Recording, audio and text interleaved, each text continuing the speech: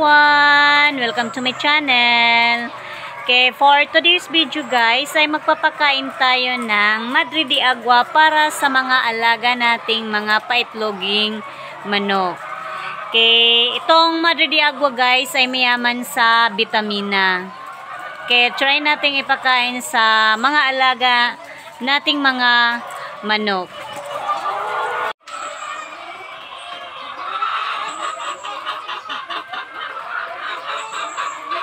Okay, itong wala ng laman guys na cage, yung mga manok dito ay nilipat namin doon sa taas kasi nagkakuraysa. Nilipat namin sila doon para hindi magkahawaan. Yan. So, ngayon, simulan na natin ang pagpapakain ng Madre de Agua. Yan. So, bawat cage ay lalagyan ko ng tig-isang dahon.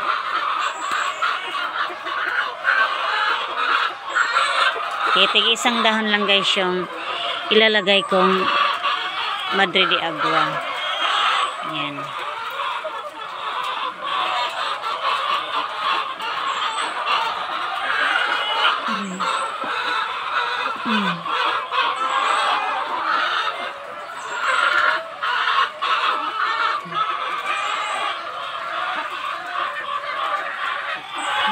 Diyan na lang natin lagay na lang natin sa pakainan nila. Yan. Tapos dito. Yan.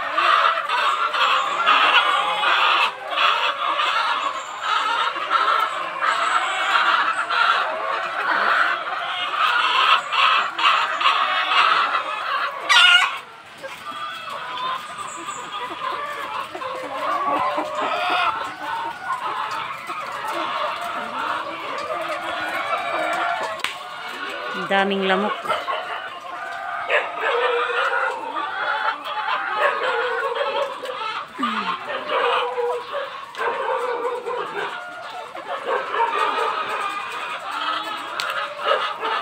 Yung iba hatiin na lang natin guys.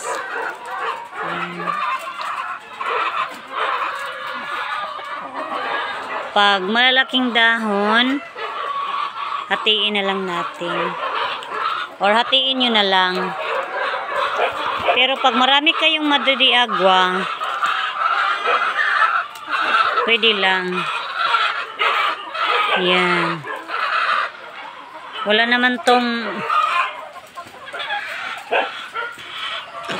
hindi naman to bawal pag nasubraan ng pagkain nila. Yan.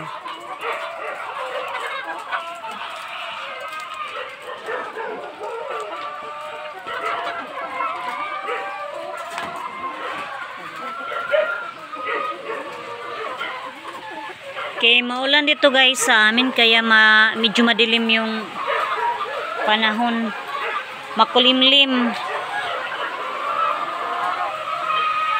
Maulan kasi dito ngayon sa amin, sa Mindanao, dito sa Surigao.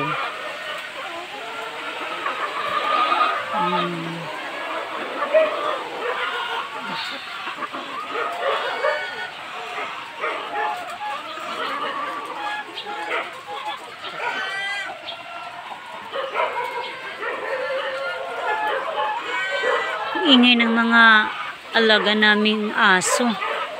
Yan.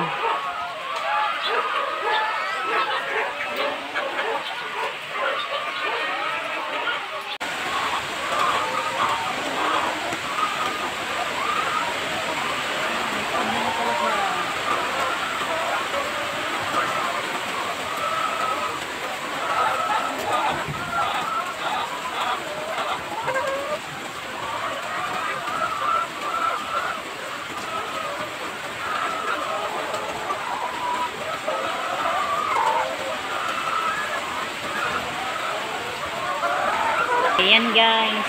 Hanggang dito lang guys na side yung nalagyan natin ng Madre de Agua. Ayan.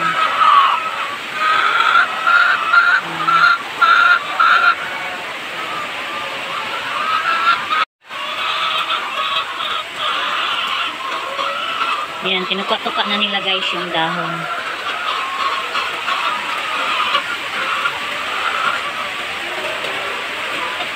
Yung dito, nandun sa lipat natin. Napapapakan lang nila. Ano pa? Nakabos na yung tayo.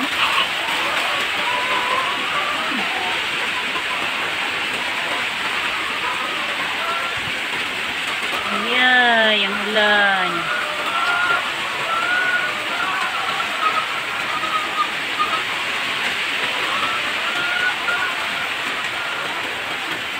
Okay, maulan gayon guys dito sa amin. Ayan, kinakain na nila yung dahon.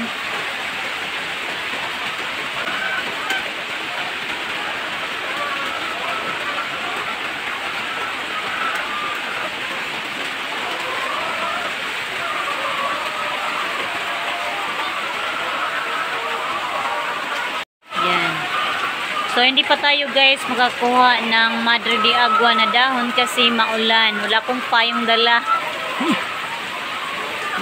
Maulan dito sa amin. Yan. So, yung Madre de Agua pala guys ay madali lang itanim. Madali lang itanim guys yung Madre de Agua. Madali din siyang mabuhay.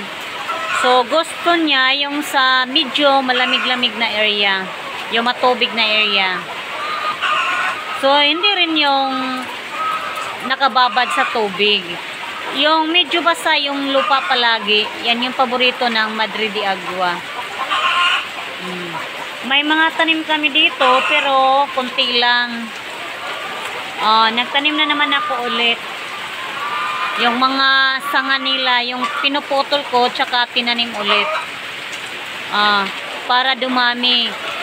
Pinapakain din kasi namin yung Madre de Agua guys sa mga baboy namin, then sa rabbit, then sa tilapia din guys. Pag naubusan kami ng feeds ng floater, Madre de Agua din yung pinapakain namin.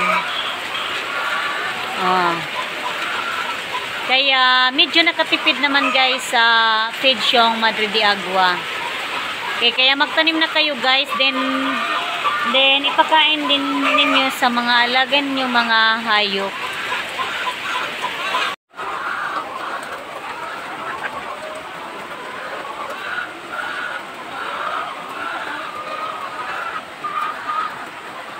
Tayo sa dulo guys.